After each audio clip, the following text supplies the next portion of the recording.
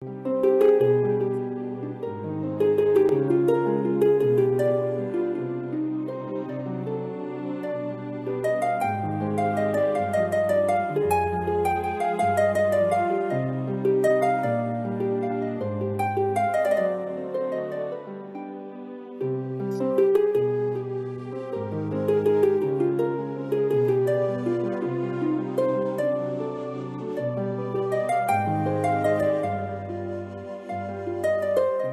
subject I'd like to talk about is our perception of reality. We want to know the world that we live in, because without knowing it, we're not able to progress, survive, or enjoy ourselves.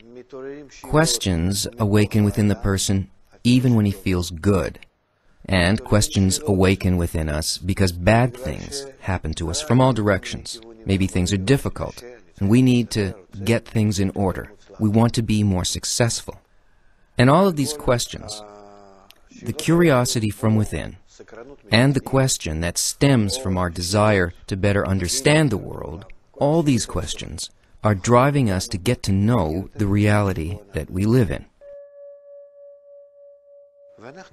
And we examine this reality just like a little child, walking around a room, analyzing things. And then as the child, we grow older and older. And then later we move on to creating different instruments. We develop all sorts of means to examine ourselves and the world around us. All of reality is made up of two parts, I and everything that exists outside of me. There are those who say, I'm better off developing myself and changing myself, and then the world around me will change as a result of that. I will perceive it differently. I'll calm down, and thus I will attune myself to see it as better. And there are those who say, don't change. Just go on the way you are. Tear it apart, so to speak. Make it so that it is attuned to you. And we can clearly see that either way, we don't really manage very well no matter what. The best state for us to be in, which is to really get along with the world, is referred to as a state of total balance with it. To be in a state of complete understanding, of equality of forces, desires, and thoughts. A state of being that reveals to me that everything within me, desires, thoughts, and intentions, also exist in the world outside of me, meaning everyone understands me and everybody wants the same things that I do. And that is what we refer to as a state of complete balance. There's no more perfect state than that, of feeling oneself in complete balance with the world. It's like a fetus in its mother's womb. Everything is intended to care for it and go along with it. It feels the same inside and out, transparent, does not require any kind of resistance, doesn't need to raise all sorts of protective walls, nothing. This is what we are truly searching for.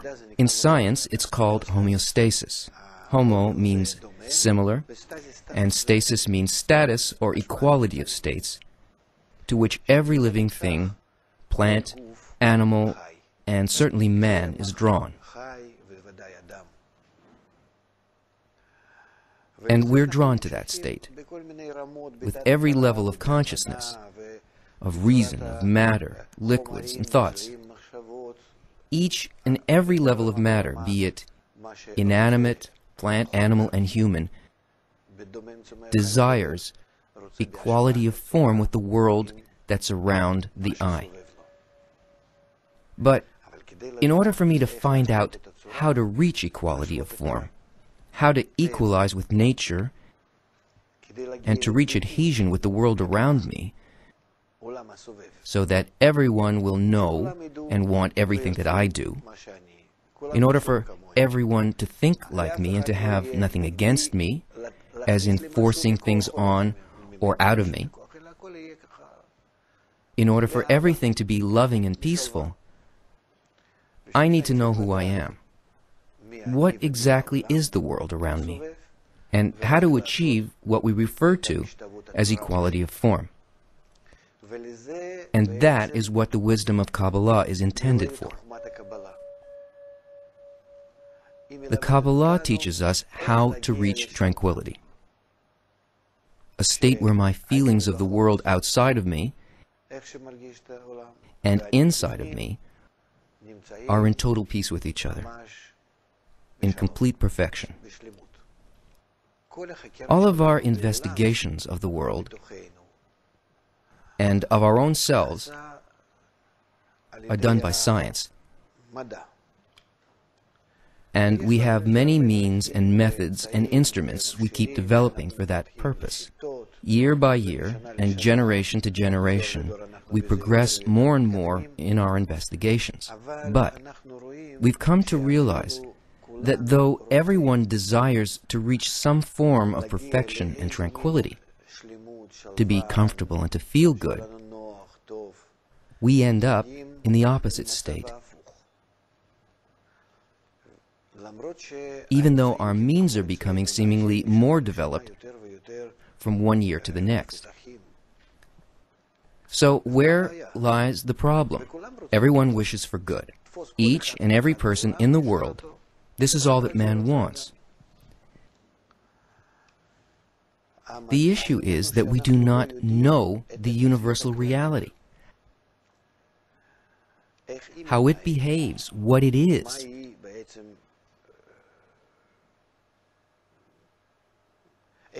How it's constructed, how it affects us, with what we must equalize, come close to, or connect with, or adhere to, as we call it.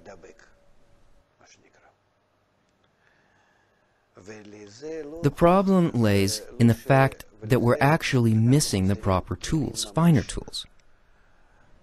No matter how deep we penetrate substance, in order to understand nature, our nature and the external world's nature, we're still unable to find out what nature wants, what it is there for. What's the purpose of each plane and each cell and each part of reality?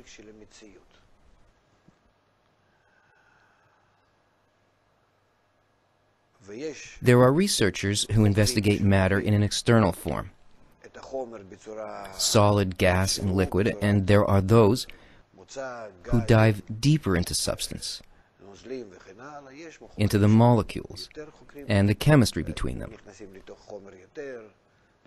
There are those who penetrate the atoms and the subatoms at their innermost level and investigate them. And then there are those who are more advanced and say that all these things are hidden, unknown, and incomprehensible beyond a certain level of depth, and on. And they're completely unable to understand what exactly is taking place. Now, this has nothing to do with their lacking of tools, but with the fact that man is created in such a way that he isn't able to grasp more than that said level. Why? Because man's grasp of reality occurs on various planes. The simple plane in which he simply exists within reality and feels that he does what he wishes with reality. An inner plane in which he already feels that reality does what it wishes with him. And the deeper, innermost plane where he begins to see that it is neither, but that he himself creates reality, and that reality is some sort of replica of him. That type of perception is already the subject of research of many modern scientists who tell us that there's some sort of limit beyond which our grasp of reality becomes unreachable. And here lays the actual meeting between the sciences and the wisdom of Kabbalah. Meaning that there are such research methods that enable us to delve right into the cause of things, the source of things. and completely understand the reason for the existence of the world, what the world wants from us, and the manner in which we're able to be at peace and tranquility with it. And those who have already investigated it, and those who share with us their conclusions, are telling us magnificent things. First of all, they say that the substance all around us isn't just matter, but thought. It is desire, the universal desire. They say that this universal desire is all-encompassing, enveloping all of reality, and that the purpose of this universal law of reality is to be kind to everyone, to all parts of reality, and that it is actually benevolent with all of us, from without and from within into matter, but that this matter of reality, be it inanimate, plant, animal, or human, must also take a step forward towards this benevolent force, towards this thought, in order to equalize with its form, in order to adhere to it, in order to comprehend it, to feel it, connect with it. That is why this wisdom is called Kabbalah, which means to receive in Hebrew, because it allows us to find out how to receive that same aptitude from reality, and thus reflect back our aptitude towards it. This approach to discovering the true reality consists of various levels called worlds. Just like researchers are able to delve deeper and deeper into matter using microscopes, or farther and farther through distances using telescopes, so too, the ones who explore reality by means of the wisdom of Kabbalah are able to delve deeper into substance, into this thought, into reality. I would even go so far as to say that the process of exploration of reality itself is a real adventure, since the person begins to feel and see his own past and future due to a sudden realization that there is no time, but that all of these things are present. It is as if he were moving back and forth along the time axis, even beyond his present time. He realizes that all parts of the current reality, all people around him, are living according to a specific time pace, and that he's able to move forward in the course of 1 year, the distance of several thousand years, or backward 1,000 years in a matter of seconds.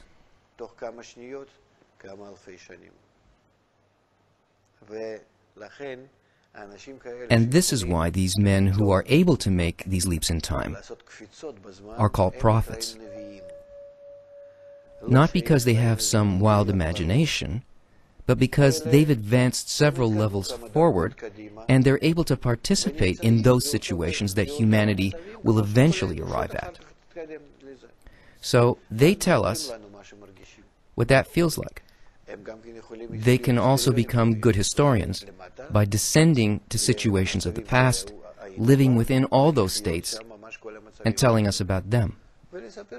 And in the very same manner, we can read in the books of Kabbalah about Abraham, who used to go from here to there, met so-and-so, said this and did that. How did they know? It's simple. That investigative Kabbalist made a reverse move on the time axis, arrived at the same situation Abraham was in, at the same level, at the same state. And he told us about that reality because he witnessed all of it, all the details. He can actually take all of his impressions from there and pass them on to us. The only problem lies in our ability to understand it correctly, since we are not present in that same adventure, that same excitement.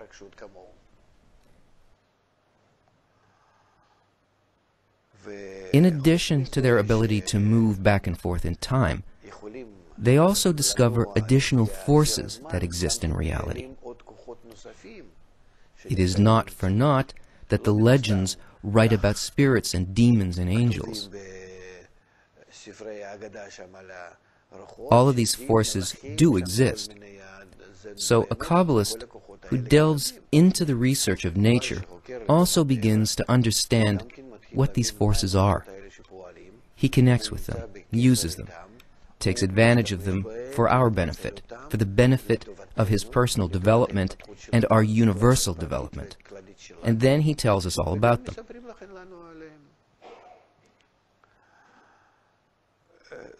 Where am I going with this? Entering this quest into the exploration of reality,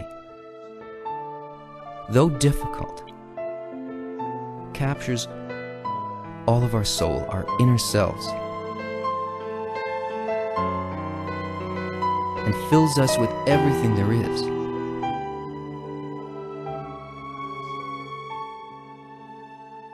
And then the man who explores reality discovers as well what it is we must reach, and the reason for problems in every generation and every situation. Meaning, this isn't just theoretical research, some sort of pure science, but it's also practical and relevant to the appropriate moment in time and situation where one exists. The wisdom of Kabbalah is intended to help man. How exactly does it help? First of all, by revealing the past and the future, which shows him the attributes he's descended to this world with so many lifetimes ago, and the path he must follow. And then, by seeing both ends of it, he's able to figure out the best way to move through them.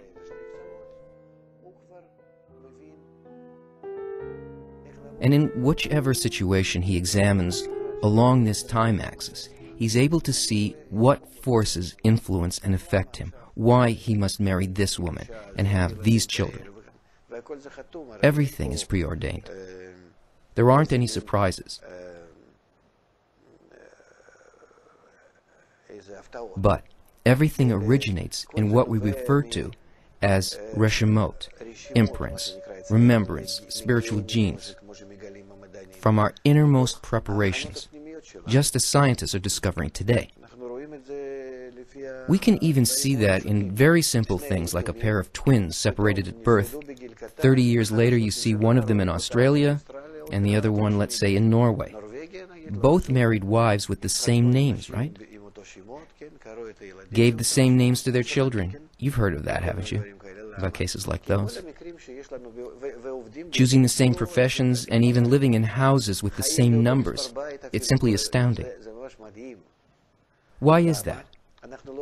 Because we are unfamiliar with reality and are thus unable to make the connections between all these occurrences.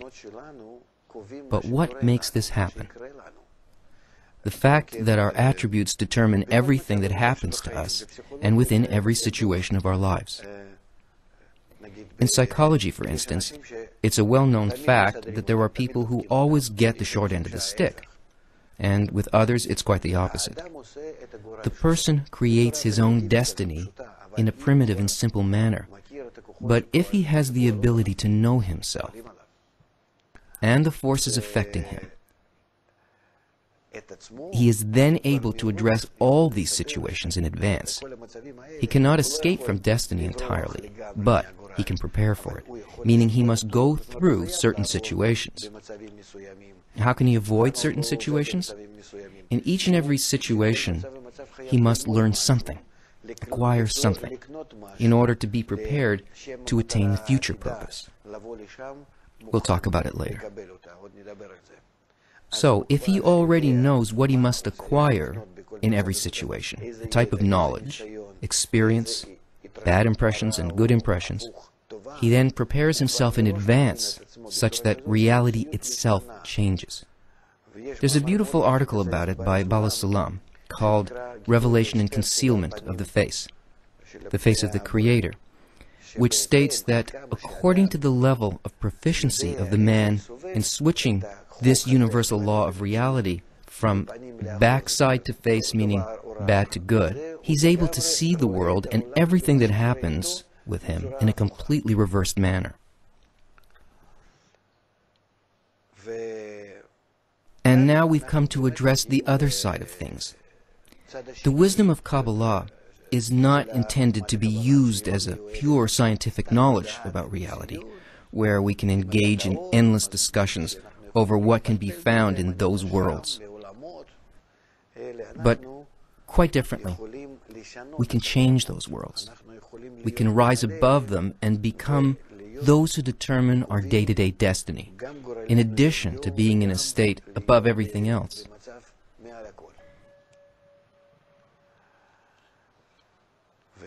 And all the occurrences and forces that pressure us and push us are there for one reason only: to bring us to a state where we can govern reality. What does it mean to govern? It means to reach a state of complete balance within reality, in each and every moment of my existence in it. We only need to find out what it means to be in the balanced state. Is that clear so far?